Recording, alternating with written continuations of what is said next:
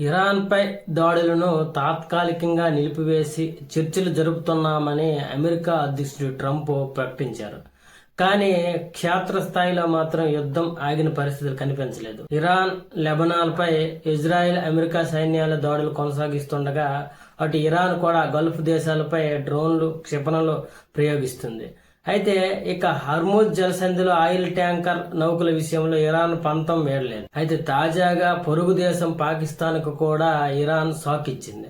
Hormuz నుంచి కరాచీకి వెళ్తున్న oil ట్యాంకును Iran revolutionary gourd దళాలు వెనక్కి పంపాయి. కరాచీకి వెళ్తున్న కంటైనర్ నౌకను అనుమతి లేని కారణంగా వెనక్కి పంపినట్లు ఇరాన్ తెలిపింది. వ్యూహాత్మక జలమార్గంలో ప్రవేశించే ముందు అన్ని నౌకలు ఇరాన్ నావీ అధికారులతో పూర్తి సమన్వయం చేసుకోవాలని తెలిపారు. ఈ చర్య ఇరాన్ సార్వభౌమాధికార ప్రకటన అనే ప్రజా మద్దతుతోనే ఇది సాధ్యమవుతుందని ఇరాన్ పేర్కొంది. అలాగే ప్రపంచంలోనే అత్యంత కీలకమైన ఇంధన రవాణా మార్గాలలో ఒకటైన హర్ముజ్ పై ఇరాన్ తన నియంత్రణను మరింత కఠినతరం చేస్తున్నట్లు తెలుస్తుంది.